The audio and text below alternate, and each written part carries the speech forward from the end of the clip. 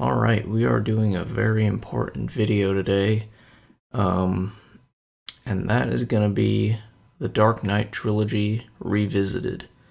And I believe, maybe like oh crap, let me silence my phone. Let's not start early with this. And as usual, I'm recording pretty late, because that's what I do, guys. I think I did one of these videos. I at least want to hope I did a video on The Dark Knight Rises last time I watched it. And there wasn't really much change in terms of what I thought about it, but now that I've watched it again, I can firmly say that I think I was underrating it, and we're going to talk about it today. We're going to talk about all three films.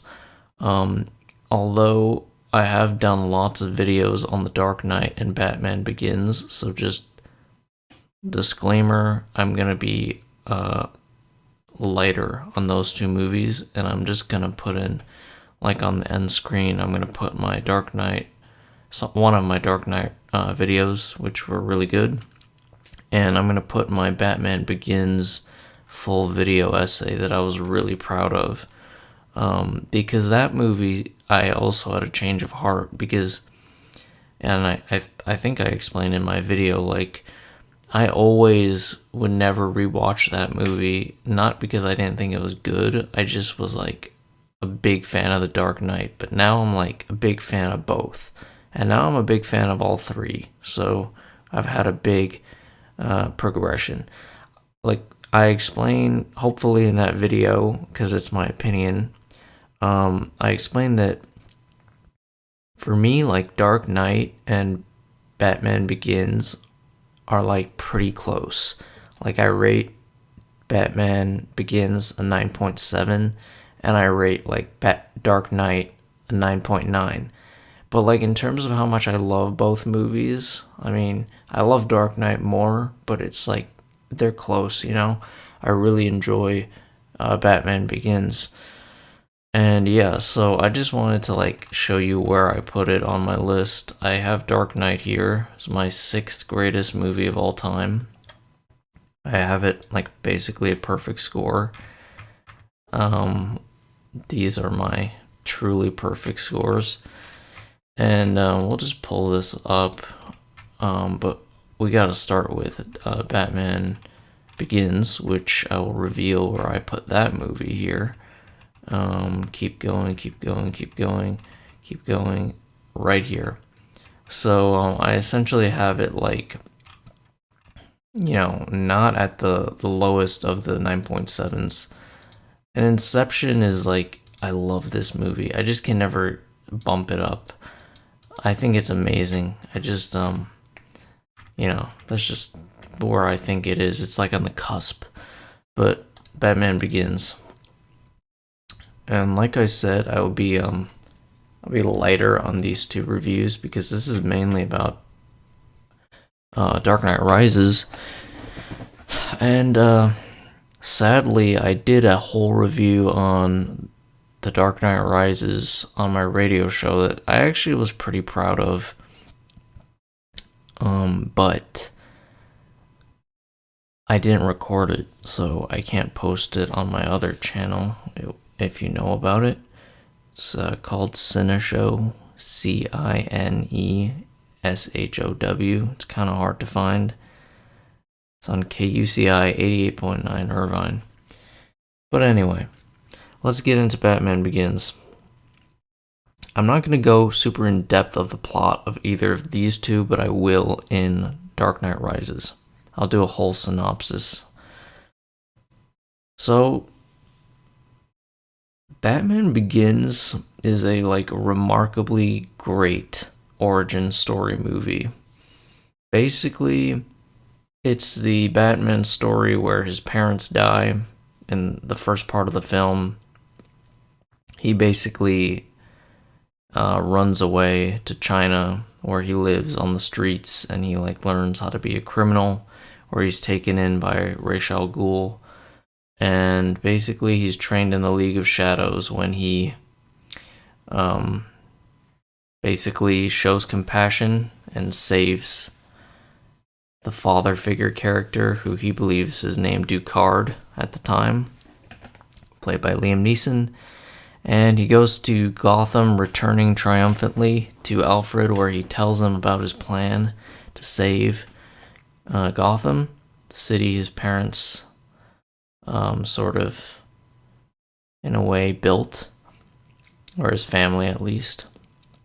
And yeah, he goes, fights crime, but it becomes clear Bruce's past has infiltrated into Gotham and the League of Shadows are coming. And basically, film ends with a great ending action scene that is really powerful, and he triumphs. And this film is remarkably good at like getting the emotion out of me. I don't know why. I don't know. I have never lost my parents, but for some reason I do really kind of have an emotional reaction to the beginning origin story of Bruce Wayne with like his dad, who's like kind of like the perfect father. He's like, I don't know, he just seemed really nice. And then like the mother that gets shot and then he pulls the pearls, and just the way it's directed and all that. And also like the characters like Jim Gordon. I just feel like they're so, it's like they really like make the world feel so real. Like I feel like Gotham is a real place and there's such good people in it that are like fighting for it. It's kind of like really inspiring in a way, and it really helps make Batman like a really goated character. And Liam Neeson is amazing as a villain. Like I said, there's a lot to this film I am not getting into. Please go watch my review. I will put it on the end screen of this video. I'm pretty sure I did a good job. I haven't watched it in a while, but I remember I was pretty proud of it. So I'll put that in the description. I mean, not in the description, in the end scene. But like I said, I have not talked about this movie, but perfect action, top level direction, great, great. Did I say so? Acting, direction, story is sick, and like it's just got great scenes. Like, it's not who I am underneath, it's what I do that defines me. And that's when Rachel finds out and she goes, Bruce? Oh man, I'm so good at that impression. Many people have said this. So yeah, that's enough for this movie. Please go watch my review. Dark Knight, I'm gonna go quicker on this too. Dark Knight is the perfect movie. It's like, it has, hey, look at that rating.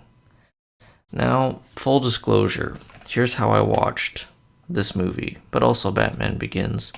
My dad has a cousin, and her husband is German.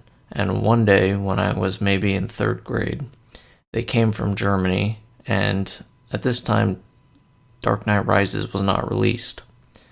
I think I was in third grade at least. Don't quote me on that. Maybe second. But it was at a time where Dark Knight Rises was not released. He brought me both movies, and he said, like, these are my favorite movies. So ever since I was a kid, let's say in second grade, every year since I got that, I would watch that movie as a kid over and over. And for even a few years as a child, I would have a tradition to watch it for Halloween.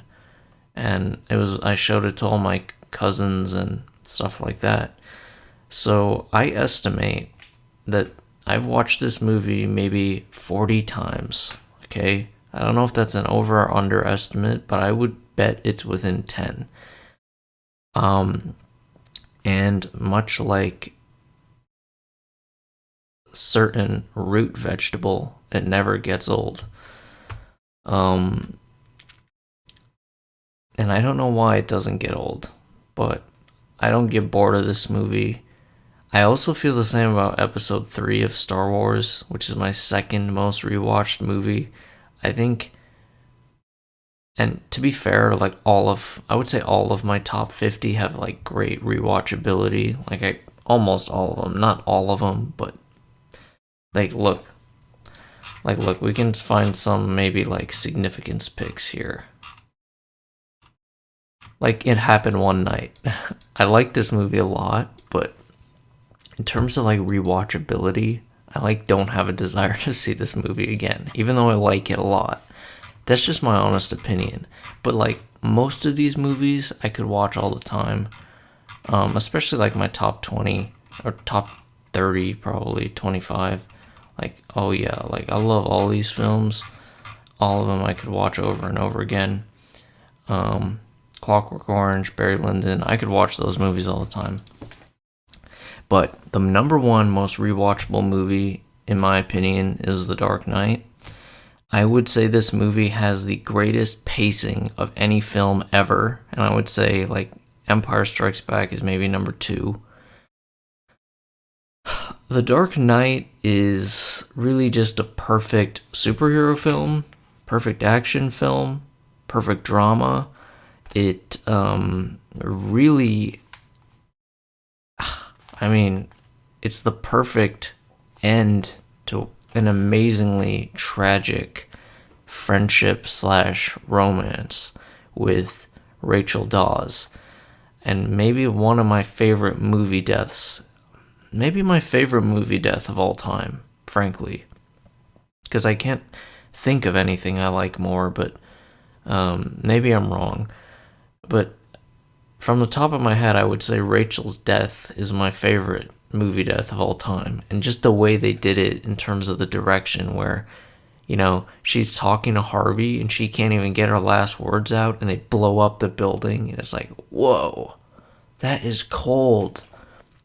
And like I said with the first film, I give a lot of credit to a movie when it can get some tears out of me. And I definitely tear up at Rachel's death and also like the end with Harvey Dent when he is like, you think I want to... Oh wait, that's Batman. I did Batman. Well, no, when he's like, you think I want to escape from this? There is no escape from this. It's not about... what does he say? Oh wait, hold on. It's not about what I want. It's about what's fair. I think that's the quote.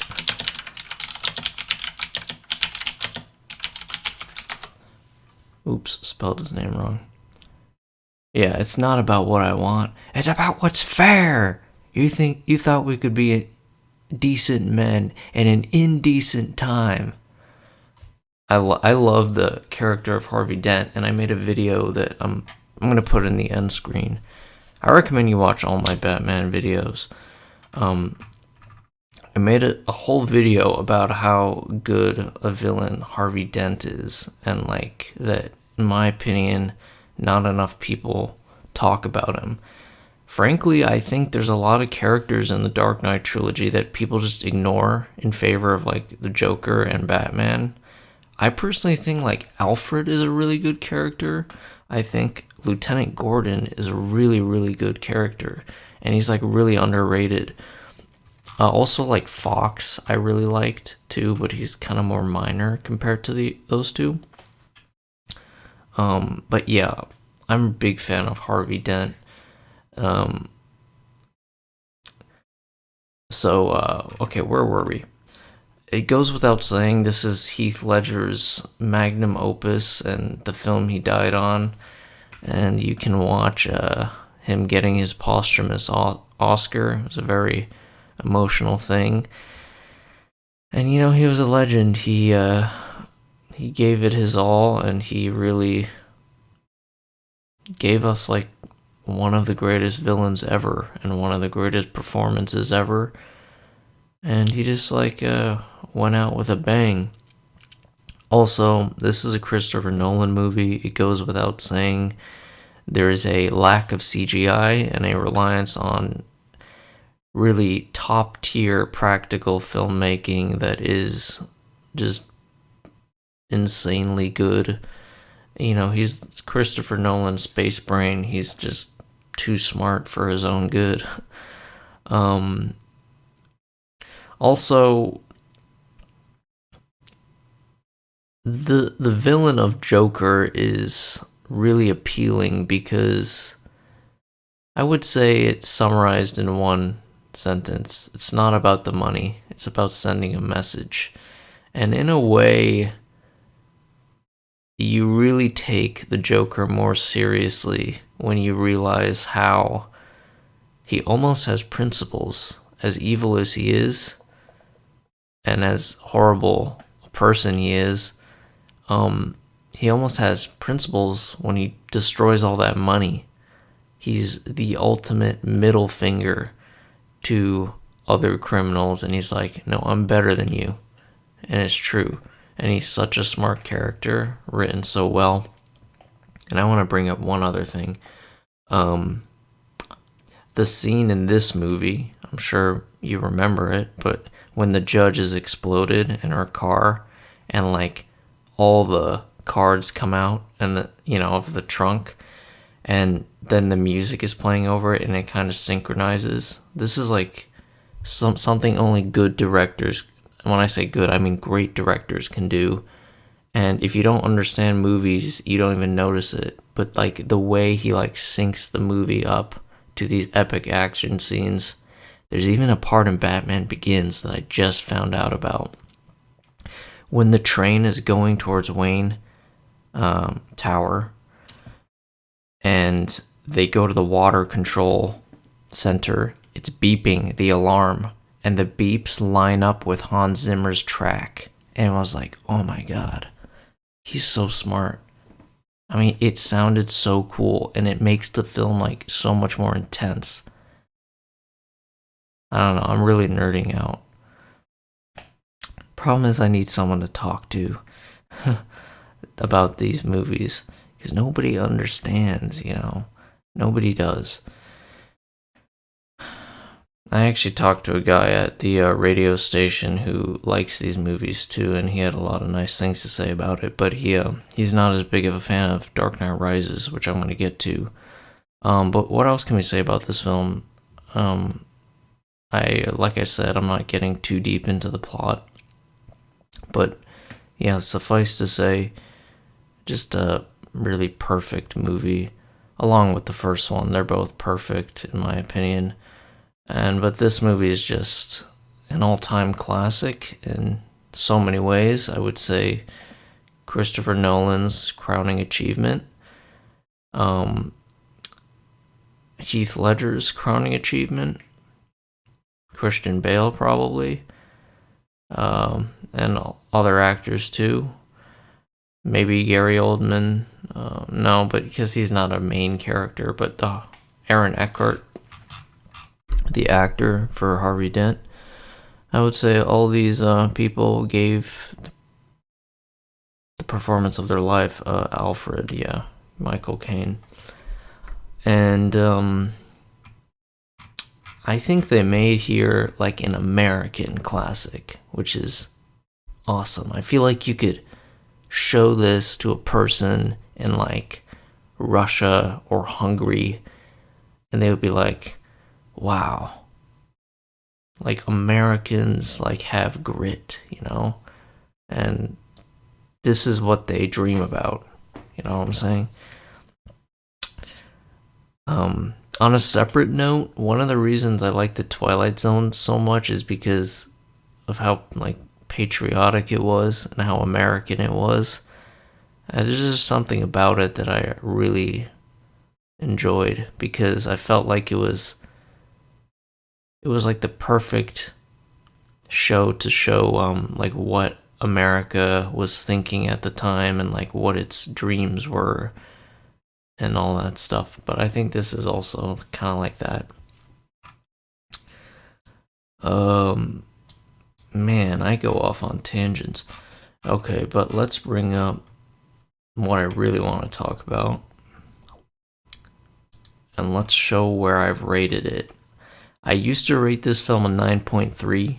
I would say it's a great action movie, but the story lets it down a bit. I have since, and I don't do this often, but when I'm wrong, I'm wrong. Here is where the film is. And I kicked out Oppenheimer, which was on my list. I have upped it to a 9.6, which is really, really high, and it's my 46th favorite movie, right next to Lord of the Rings. I couldn't move it up past Terminator, in my opinion. You know what? Maybe I'm wrong. Maybe it's around this area, but at the end of the day, I'm not like too obsessive over like where exactly it goes. Like maybe I'll watch it again and I'll move it up here. Maybe I'll like it more than Terminator, but the main thing is like my rating, and I love the movie. I don't need to like really beat myself up about it. But yeah, so it's definitely got a big upgrade, and we're going to use this plot synopsis that I found because the one on IMDb is like insanely long.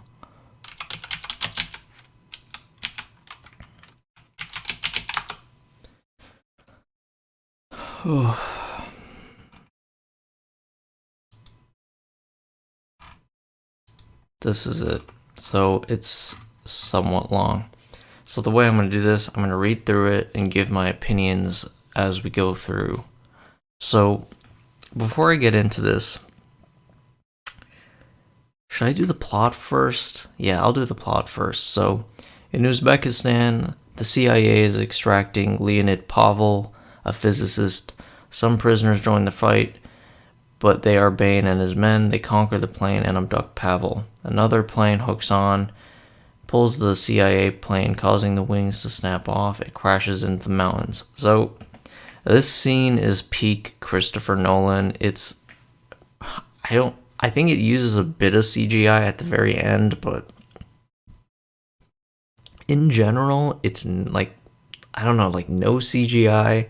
Looks incredibly realistic. It's a crazy stunt made by a madman with like way too high IQ. He's like the second coming of Stanley Kubrick, maybe. All down to like and I don't mean this as an insult, but the coldness. And personally, I don't consider either of the men's movies cold in terms of the this is hard to explain. In terms of the story and the characters, I actually consider Kubrick to have like really deep and like emotional characters. Same with Mr. Nolan, but when I say cold, I mean like the perfection. Mostly in terms of Kubrick, like the absolute perfection and the insistence on like certain overly symmetrical sets and camera angles and all this stuff. Like Kubrick was insane. And I would say that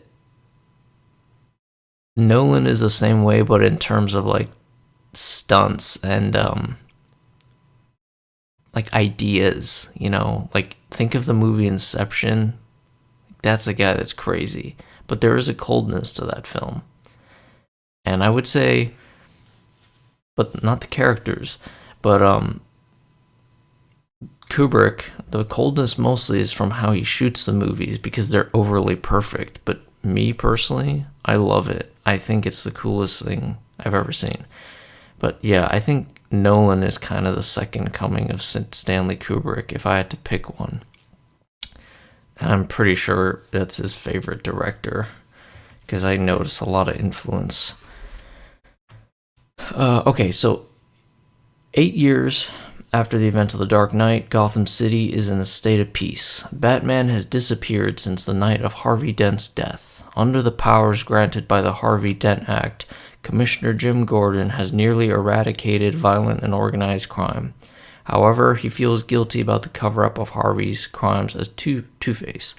At a function celebrating Dent at Wayne Manor, he plans to admit the conspiracy in a letter he wrote that he puts back into his pocket, saying the city is not ready to hear the truth. All right. So this part is really good.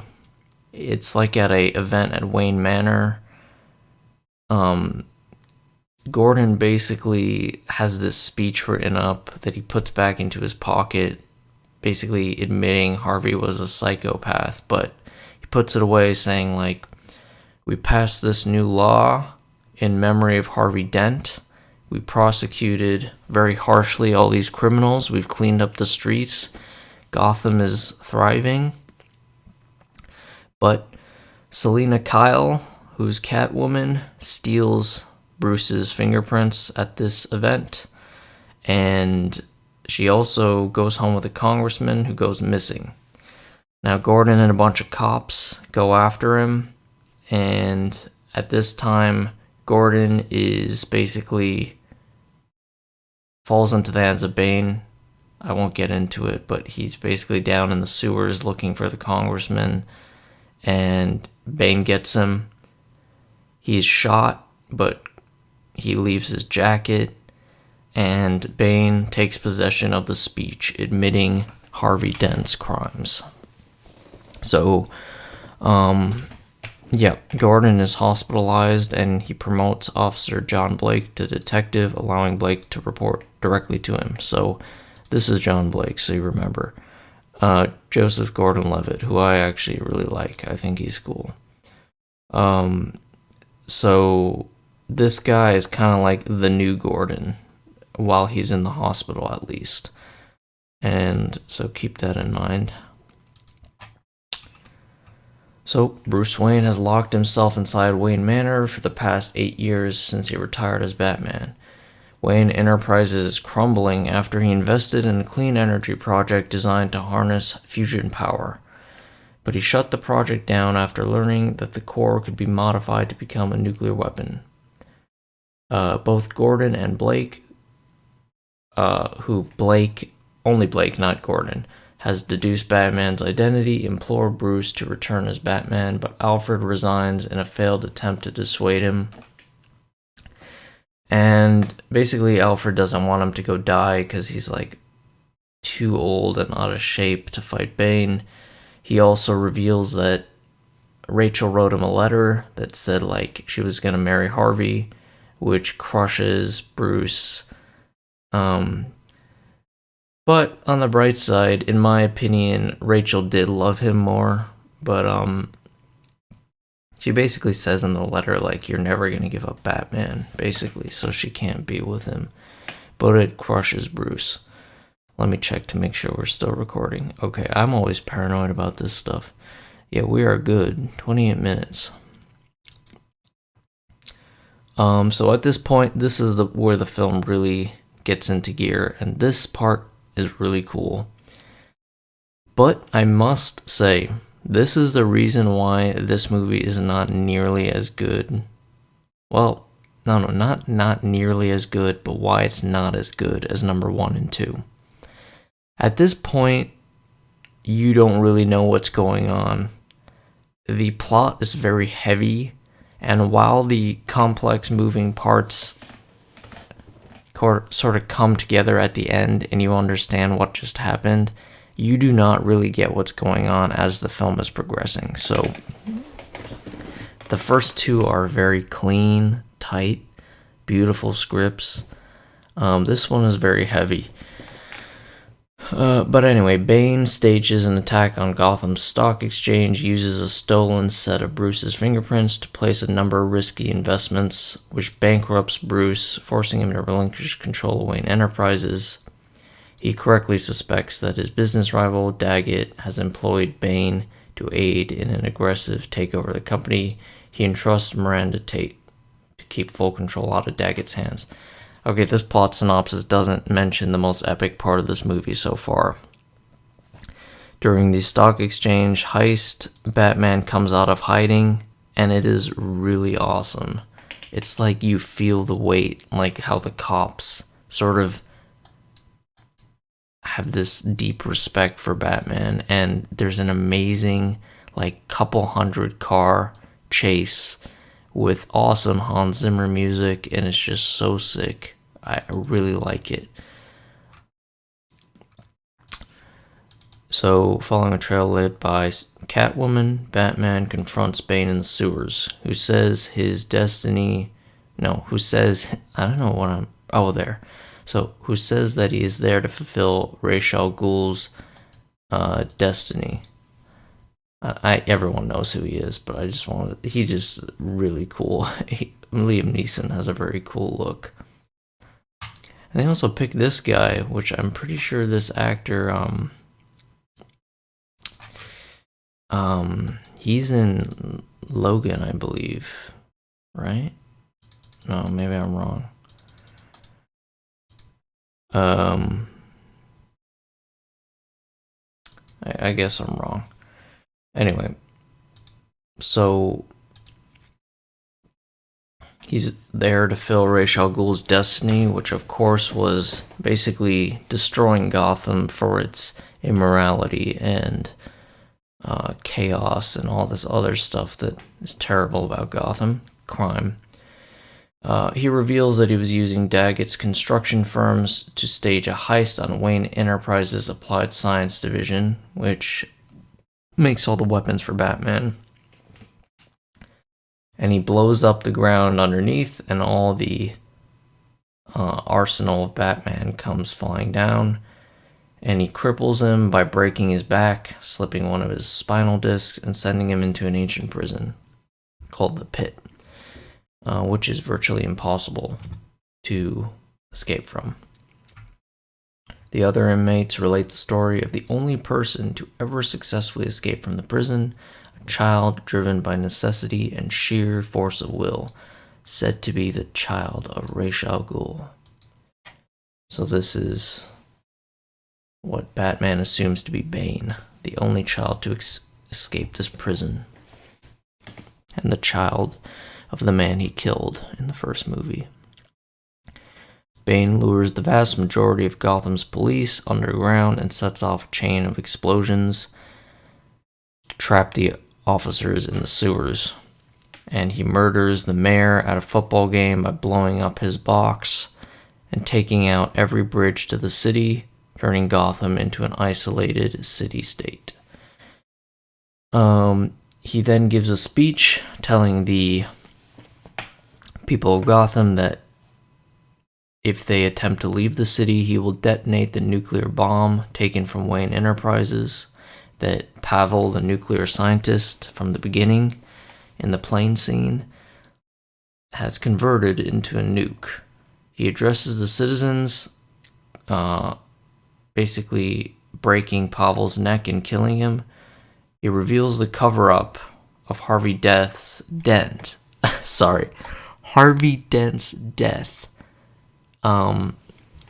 By reading Gordon's letter. And he says basically all these criminals that were locked up under the Dent Act are basically oppressed, and basically they rip all the rich people out of the hotels and the apartments, and basically he becomes this fake communist dictator, basically knowing he's going to blow them all to hell, but he's basically acting like he's this revolutionary. And they are put in front of a show trial where everyone goes to death under Scarecrow. Also, the government sends in special forces, but they are killed and they are hung, which Batman sees on TV in the prison, and he is motivated to get out. But also, there is a scene here that I really hate, and it's my least favorite part of the entire trilogy. It's the only thing I think is stupid. So, watching on TV, Gordon and John Blake hear about this, where they basically made a bunch of lies about Harvey. Now, John Blake basically... Alright, sorry, there was a little gap there. My dad came downstairs, and I've said before, I really don't like people listening to me record. I'm like very annoyed when people do that. I don't know, I just don't like it. So we're talking about the one scene I hate. John Blake, Officer Blake, and Jim Gordon are watching Bane tell everybody that, they lied about Harvey Dent. And then he all of a sudden comes at Jim and he's like, "You really are a scumbag. You did that."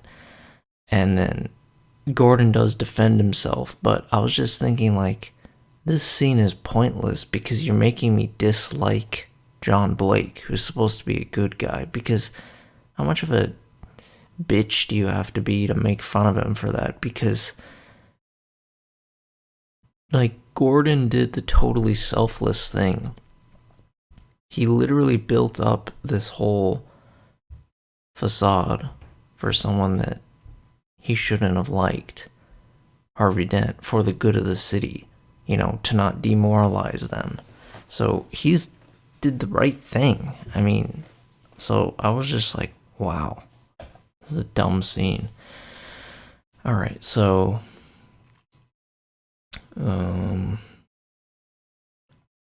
so city's in anarchy. Bruce trains for 5 months and he escapes, and it's on the last day before the bomb explodes. He enlists Selena, Blake, Miranda, Gordon, Lucius Fox to help liberate the city. Basically, this scene, this part of the movie is like so epic, perfect in every way. Batman confronts and subdues Bane, but is stabbed by Miranda as she reveals herself to be Talia al Ghul, Bane's friend, whom he protected as a child, so she was the child who escaped. She plans to complete her father's work by destroying Gotham and exacting personal vengeance on Bruce for his death. Gordon scrambles the bomb's ability to be remotely detonated, allowing Batman to chase Talia. He tries to force her to take the bomb to the fusion chamber where it can be stabilized, but she remotely floods it. Batman shoots her truck off the road and Talia dies in the resulting crash, confident that the bomb cannot be stopped. Using the Batwing developed by Lucius, Batman hauls the bomb to the city limits where it detonates. In the aftermath of the explosion, Batman is praised as a sacrificial hero, and Bruce is believed dead as a casualty of the riot. But as Gordon says, they know. Later, Lucius finds out that autopilot has been fixed about 6 months ago, hinting that Batman wasn't inside the Batwing when it exploded. Bruce's estate is divided up. Most of it goes to Alfred. Wayne Manor becomes a children's home, orphan children's home, and John Blake becomes Robin, basically. And Alfred sees them in a cafe in Italy, which was set up in the beginning of the movie. Now, one of my favorite scenes, probably my favorite from this whole movie, is the scene, Gordon's last scene with Batman, where, let me get the quote.